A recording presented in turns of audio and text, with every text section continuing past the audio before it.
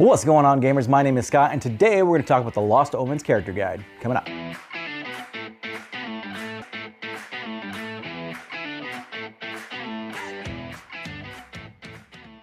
Welcome back to 5-Minute Tabletop. My name is Scott, and today, as I said, we're going to talk about the Lost Omens Character Guide, put out there by Paizo. I want to say back in October, so we're a little bit behind on this one, but we've had some changes that we need to do around here in the house, here at the I guess you could call it a studio. Here at 5-Minute Tabletop, we try to do real reviews real fast from real gamers, and so we try to wrap that up in 5 minutes and or less, because you don't have a whole lot of time and neither do I, so let's get into it. This book carries on with the Lost Omens setting, of course, which is the Pathfinder 2nd edition setting, the official setting, but this book has a lot more to offer than just, setting information. As a matter of fact, as someone who homebrews, I really enjoyed this book and how flexible and accessible it was for someone that doesn't use pre-made adventures. With that being said, we have all of this new stuff,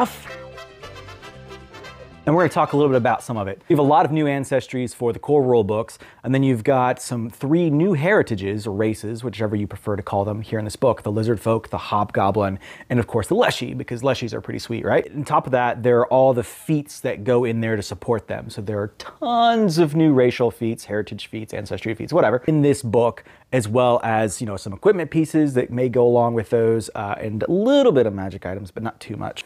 So the 3 new heritages, let's start with the hobgoblin. So I found the hobgoblin a bit too bland for my particular tastes, but I know that there are folks out there that like to have that goblin, that monster-esque creature, without being, small and cute and cuddly. The unfortunate parts of the hobgoblin are that even though it has a lot of leadership traits and feats that are in its line, the majority of those affect other hobgoblins.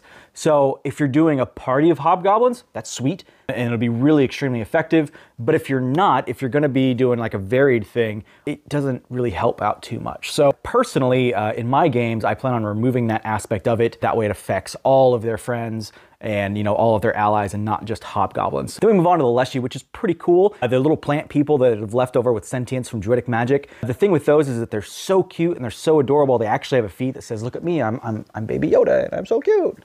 And so you do kind of what they say. I found them very roleplay thematic, very interesting. Some of their abilities and their feats were kind of but the seed pod was pretty legit. The vines where you could reach out and climb on stuff and pull and trip people and attack at range, that was kind of cool. So they had some very interesting things that were different from what we've seen in the past. Moving on to the lizard folk. The lizard folk have an extraordinary option suite, from being able to climb and to swim and having natural attacks. Some of them are right off the bat. You get a claw attack right off the bat at 1d4.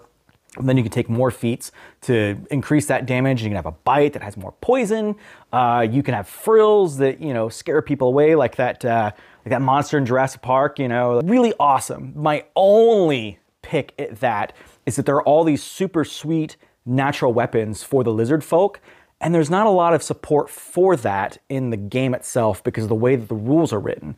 In here you have some amazing ancestry feats for some of your first ones. The one that sticks out to my mind is the Ancient Elf Heritage, which allows you to basically dip in to a multi-class feat right at level 1. It also really expands out your human options. You're not just human, you're Mistborn, or you're Tai Sing, or you're from other regions in the area, and having access to those regions kind of gives you access to new stuff, new feats, new abilities, instead of just being, well, I'm a human and I get an extra feat. That's all I do.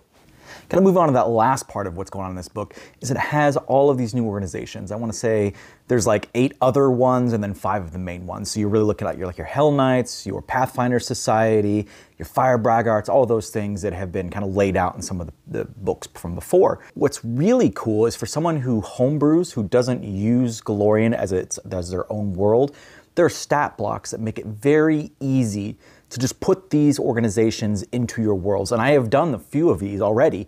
And so if my players want to get involved with these organizations, there are various archetype feats and equipment and all sorts of other things that allow them to do that without too much headache on anyone's part. So they have NPCs and templates to slap on top of whether it be players or monsters, to be part of those organizations.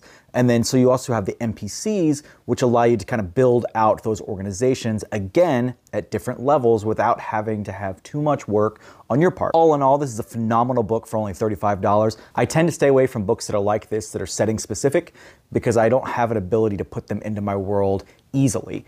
And books like this do that for me. So far, I've been extremely impressed with the Lost Omens line as a whole for Pathfinder 2nd Edition for that reason. This gives an extraordinary plethora of options. So it's definitely worth your time, it's worth your money, and if you haven't already gone out and picked it up, I absolutely advise it. Lost Omens Character Guide in under 5 minutes, and I hope that you guys enjoyed the review. I hope that it helps you in your purchasing decisions in the future, because we all don't have a whole lot of money to be spending around right now. So thank you again. If you really like this channel, go ahead and hit that like and that subscribe button. It really does help me a lot get placed in those views and those kinds of things, so that these reviews can go out to other folks and they can see them as well. As always, thank you for giving me your time today here at 5 Minute Tabletop. Real reviews, real gamers, real fast. Have a great week.